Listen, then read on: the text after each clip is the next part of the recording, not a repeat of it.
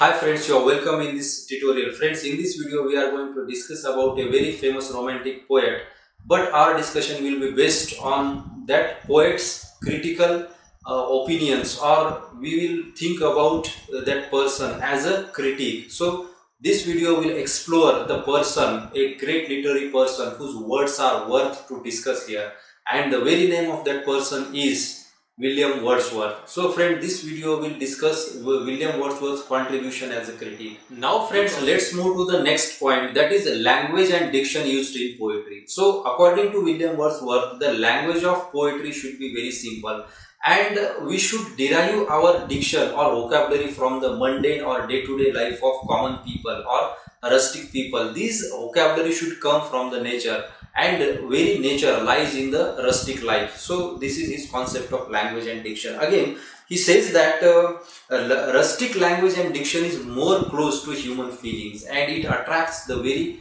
heart or the very feelings of fellow readers or the audience. Again, he talks about rustic diction and language is highly emotional, and it gives reality to the composition. It imparts reality to the composition. Now the language spoken by common people, common men around rural area or around the people who live in nature, they resembles or they have a very strong relation to nature, and nature is a very vivid force or indomitable force in the composition of poetry according to William Wordsworth. Again, here we have his remark regarding the purpose of poetry and the language and diction used in poetry.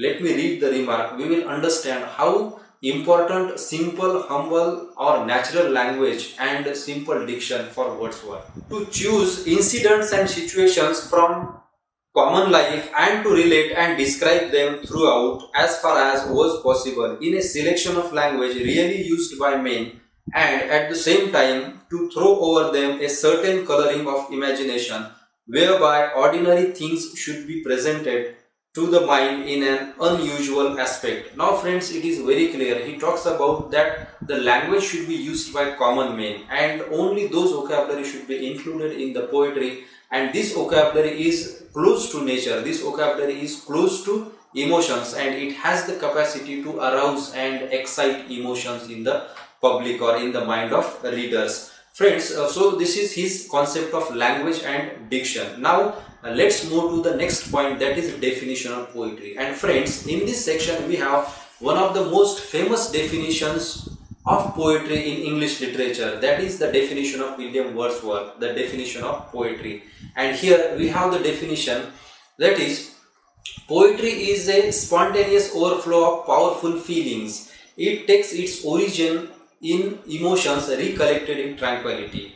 Now in this definition he has talked about the very nature and the very composition of poetry, and we can relate this definition to his poem called Daffodils. And here we have the last stanza of Daffodils, in which we find how did he compose these daffodils. Let me read those lines. When off on my couch I lie, in vacant or in pensive mood they flash upon that inward eye. Now he is describing the daffodils which he saw under a tree on the water in a lake.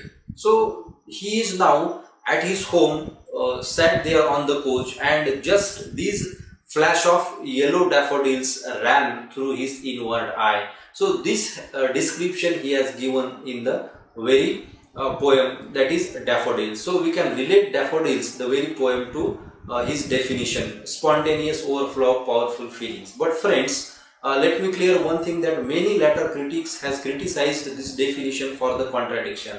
So we can find there is a contradiction. He talks about spontaneous overflow of powerful feelings, but again in the same definition he talks about recollected in tranquility. Now spontaneous overflow and tranquility are the opposite kind of things or the opposite words, but he has combined these two extremes in a single definition, and hence critics have criticized this definition.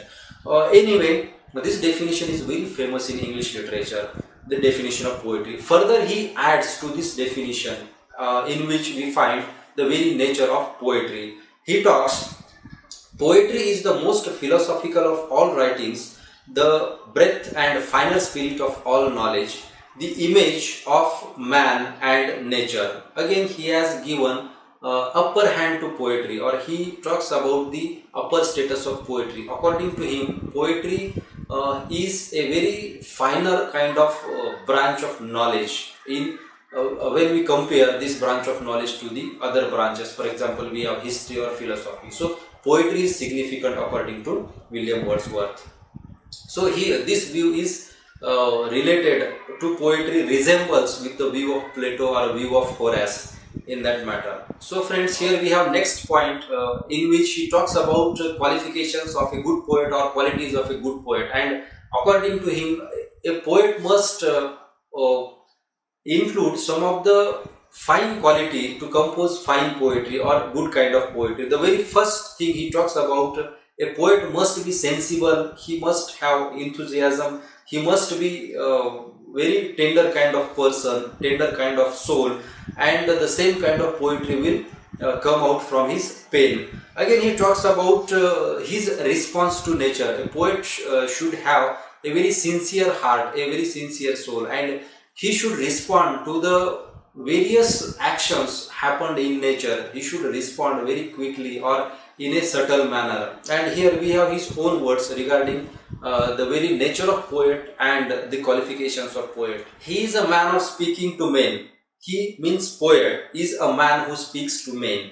A man, it is true, endowed with more enthusiasm and tenderness, who has a greater knowledge of human nature and a more comprehensive soul than are supposed to be common among mankind. A man pleased with his own passions and volition, and who rejoices more than other men in the spirit of life that is in him. Now he has given the whole kind of aspects of a poet. A poet must have tender heart, a poet must have tender soul, he must be enthusiastic, he must possess the finest qualities than other human beings, and he should be different from the common man. He should respond to nature, he should respond to the actions happened around him, and also he must have his own passions and he should share his passions with the audience, with the reader. So these are some of his views on a qualification of a good poet. Now friends, we have last point here. What is the function of poetry? And he talks about this function in Preface to Lyrical Ballads. The very first function, according to William Wordsworth, of poetry is it should convey truth, the truth of nature. The second function he talks about is poetry is the representation or truthful representation of nature. Poetry should talk about nature. It is the task of a poet, or it is the task of poetry. It should explain and interpret the things more clearly. Whatever poet has observed in the society, in the nature, he should clearly or vividly state the facts, and this fact should be related to common people or rustic life. Then he talks about it is the work or the task of poetry that it should spread sentiments or feelings or emotions like sympathy, pity, love, mercy, etc., brotherhood, or the very consciousness about nature. So this thing should be spread by poetry. So friends, in this video we talked about William Wordsworth's critical views on poetry. Why did he compose Preface? What is the function of poetry? What is the qualification of good poet? What is good poetry? Then he talked about the very language and diction of poetry. Then he talks about the subject matter of poetry. He defines poetry in Preface to Lyrical Ballads. So this is all about William Wordsworth's critical opinions and critical views. So friends, thank you very much for watching the complete video. If you have any query about this video or about this topic, please comment below in the comment box. I will try to answer your queries. Please like this video, subscribe to Literature Simply, share this video among your friends, and also press the bell notification icon for updates on such kind of videos or such kind of tutorials.